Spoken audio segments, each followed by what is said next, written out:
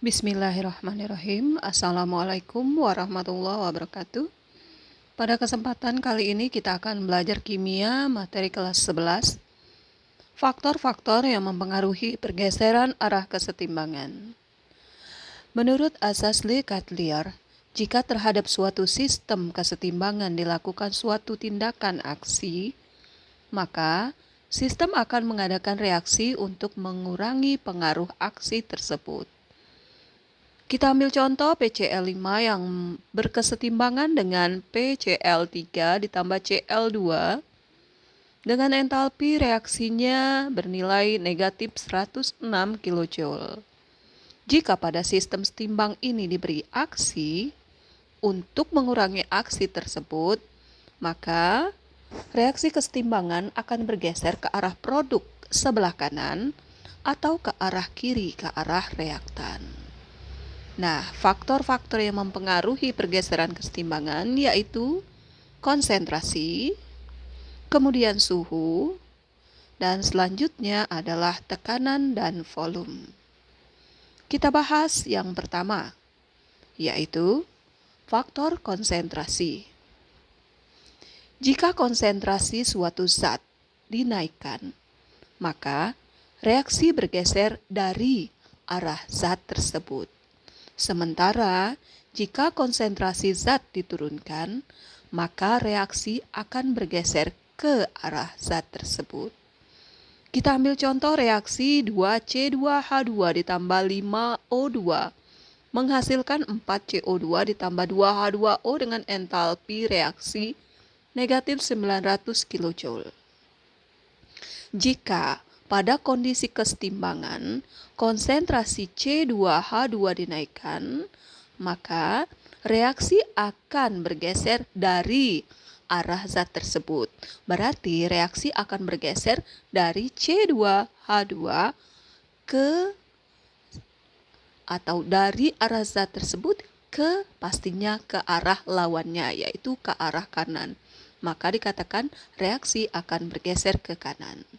Sedangkan jika konsentrasi CO2 diturunkan, kita lihat di sini CO2 itu posisinya sebelah kanan. Ketika dia diturunkan, maka reaksi akan bergeser ke arah zat tersebut. Karena posisi CO2 sebelah kanan, berarti kesetimbangan juga akan bergeser ke sebelah kanan. Untuk lebih mudah memahaminya, maka kita lakukan simulasi atau seperti ilustrasi reaksi perubahan warna antara reaksi KSCN ditambah FeNO3 3 kali yang menghasilkan FeSCN2+ ditambah 2NO3 ditambah KNO3. KSCN kita reaksikan dengan FeNO3 3 kali. Sebagaimana kita ketahui, KSCN adalah suatu larutan yang tidak berwarna. Sedangkan FeNO3 3 kali itu adalah suatu larutan yang berwarna kuning pucat. Nah, ini kita ambil gambar ilustrasinya. Dalam sebuah tabung reaksi yang berisi larutan KSCN tidak berwarna, kemudian ditambahkan FeNO3 3 kali yang berwarna kuning pucat.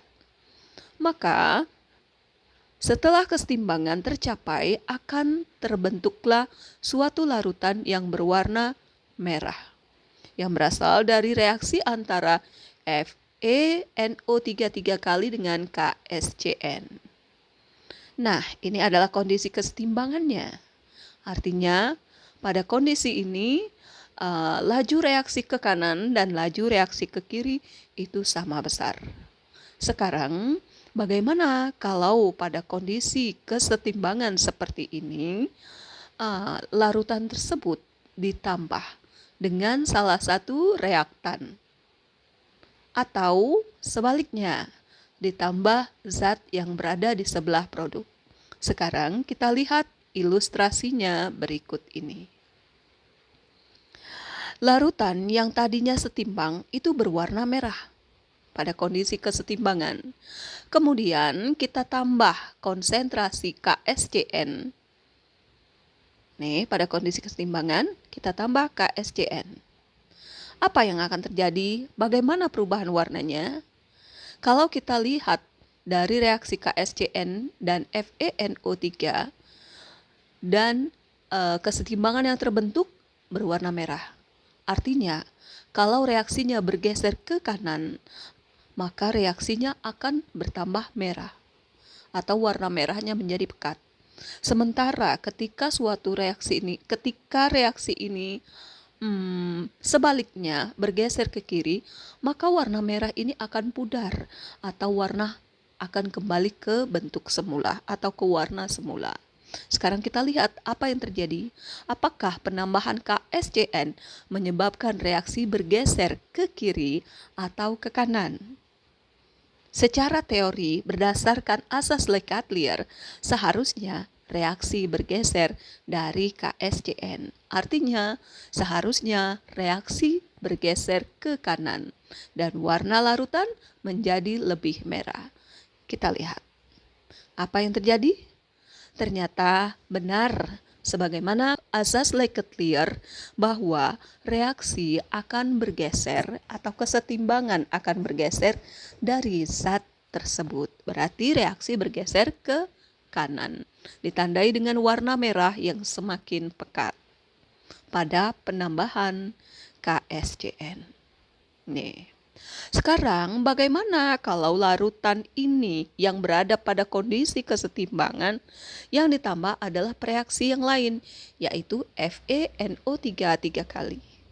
Nih, kita tambahkan FeNO3 3 kali yang berwarna kuning pucat. Apa yang akan terjadi?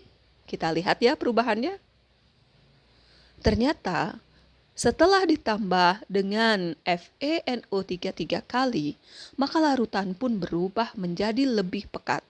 Warna merah bertambah pekat. Artinya berdasarkan warna, maka reaksi bergeser ke arah kanan. Hal ini pun sesuai dengan asas Le-Chatelier bahwa penambahan FeNO3 3 kali menyebabkan reaksi bergeser ke arah kanan atau meninggalkan FeNO3 3 kali. Dari dua gambar ini kita bisa simpulkan bahwa penambahan KSCN maupun FeNO3 pada kondisi kesetimbangan mengakibatkan reaksi kesetimbangan bergeser ke arah kanan, sehingga konsentrasi FeSCN2+, NO3, dan KNO3 menjadi bertambah. Sekarang pertanyaannya, bagaimana kalau yang ditambah adalah zat yang berada di sebelah kanan? Apakah reaksi akan bergeser ke kiri sebagaimana asas Le-Chatelier? Ataukah sebaliknya? Kita lihat ilustrasi berikut ini. Ya. Ini adalah larutan yang berada pada kesetimbangan. Kemudian ditambah dengan larutan FeSCN2+. Seharusnya berdasarkan asas Le-Chatelier, begitu ditambah suatu zat yang berada di sebelah kanan, maka reaksi akan bergeser ke sebelah kiri. Artinya warna merah akan memudar. Coba kita lihat ya ilustrasinya. Nih kita ilustrasikan seperti ini. Ternyata benar warna merah memudar sehingga terbentuklah warna seperti semula yang tidak berwarna. Dari sini bisa kita simpulkan bahwa penambahan FeSCN2+ akan menggeser kesetimbangan ke arah kiri, sehingga konsentrasi KSCN dan FeNO3 3 kali semakin bertambah. Sekarang kita lihat faktor yang kedua, yaitu suhu. Jika suhu dinaikkan, maka reaksi akan bergeser ke arah endoterm. Sementara jika suhu diturunkan, maka reaksi akan bergeser ke arah endoterm. Kita lihat reaksi berikut ini. Reaksi antara gas N2 ditambah H2 berkesetimbangan dengan NH3. Maaf ya, ini seharusnya NH3 dengan entalpi reaksi minus 366 kJ. Nah, sekarang ketika suhu dinaikkan, apa yang akan terjadi? Menurut ketentuannya, maka ketika suhu dinaikkan, reaksi akan bergeser ke arah endoterm. Artinya kalau yang ke kanan itu entalpinya negatif, berarti reaksi yang ke kiri itu adalah entalpinya positif. Jika suhu dinaikkan, reaksi bergeser ke arah endoterm. Kalau ke kanan eksoterm, berarti ke kiri endoterm. Artinya ketika suhu dinaikkan, maka reaksi akan bergeser ke arah kiri. Sekarang bagaimana jika suhu sistem diturunkan? Sesuai ketentuan di sini tadi bahwa ketika suhu diturunkan, reaksi akan bergeser ke arah ini eksoterm ya. Ini saya salah menulisnya, bergeser ke arah eksoterm. Faktor yang kedua yaitu suhu atau temperatur. Jika suhu dinaikkan, maka reaksi bergeser ke arah endoterm. Jika suhu diturunkan, maka reaksi bergeser ke arah eksoterm. Sebagaimana kita ketahui, suatu reaksi dikatakan endoterm jika mempunyai entalpi reaksi yang nilainya positif. Sedangkan eksoterm jika mempunyai entalpi reaksi yang bernilai negatif. Nah, berikut contoh reaksi yang sifatnya eksoterm. Pada reaksi N2 ditambah 3H2 menjadi 2NH3 dengan nilai entalpi reaksi min 366 kJ. Jika pada kesetimbangan suhu sistem dinaikkan, apa yang akan terjadi? Berdasarkan asas Lekatelier, seharusnya ketika suhu dinaikkan, maka reaksi akan bergeser ke arah endoterm. Kalau dari reaksi di atas, maka reaksi endoterm adalah reaksi yang bergeser ke arah kiri. Artinya, kesetimbangan akan bergeser ke arah kiri. Bagaimana kalau suhu sistem justru diturunkan? Jika suhu sistem diturunkan, maka reaksi akan bergeser ke arah eksoterm. Dari reaksi di atas, maka seharusnya reaksi bergeser ke arah kanan. Jadi, pada reaksi N2 ditambah H2, 3H2 menghasilkan 2NH3 dengan entalpi min 366 kJ. Jika suhu dinaikkan, maka kesetimbangan akan bergeser ke arah reaksi endoterm atau ke arah kiri yang nilai entalpi reaksinya positif. Konsentrasi N2 dan H2 bertambah, sementara konsentrasi NH3 berkurang. Jika suhu sistem dinaikkan, diturunkan, maka kesetimbangan akan bergeser ke arah reaksi eksoterm atau kanan yang mempunyai entalpi reaksi negatif.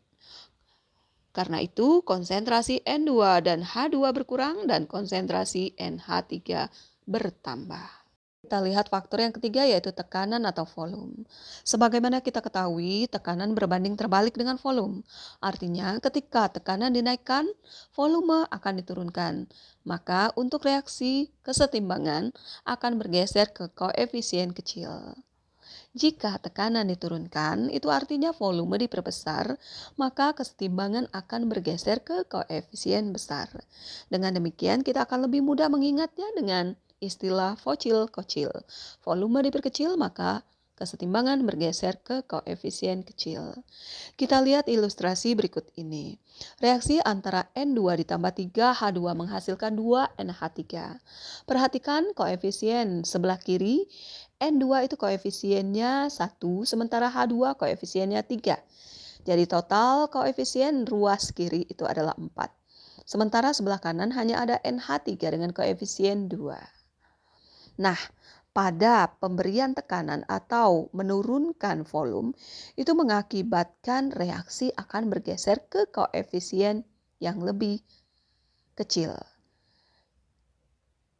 Ya, kita lihat di sini terjadi perubahan di mana jumlah konsentrasi N2 dan H2 berkurang dan konsentrasi NH3 bertambah. Kita lihat sebelum reaksi NH3-nya cuma 4, setelah reaksi menjadi 5. Sementara N2 yang tadinya 2 tinggal 1, kemudian H2 yang tadinya 6 tinggal 2. Di sini ilustrasinya cukup jelas ya. Sementara pada saat tekanan dikurangi, itu artinya volume diperbesar. Hal ini akan mengakibatkan terjadinya pergeseran kesetimbangan ke arah koefisien besar atau ke arah kiri. Dengan demikian, konsentrasi N2 dan H2 bertambah, sementara konsentrasi NH3 berkurang. Kita lihat ilustrasinya ya. Pada kondisi kesetimbangan, jumlah NH3 itu ada 4, setelah kesetimbangan berkurang menjadi 2. Sebelum kesetimbangan, jumlah N2 itu ada 2, setelah kesetimbangan, jumlah N2-nya bertambah menjadi 3. Pada kondisi kesetimbangan, jumlah H2-nya ada 6, setelah kesetimbangan menjadi 9. Itu artinya ketika kesetimbangan bergeser ke kiri, ya, ke koefisien yang lebih besar, maka konsentrasi N2 dan H2 bertambah dan konsentrasi NH3 berkurang. Demikianlah penjelasan tentang faktor-faktor yang mempengaruhi laju reaksi. Untuk pertemuan selanjutnya kita akan bahas tentang bagaimana menghitung harga tetapan kesetimbangan. Sekian, terima kasih. Assalamualaikum warahmatullahi wabarakatuh.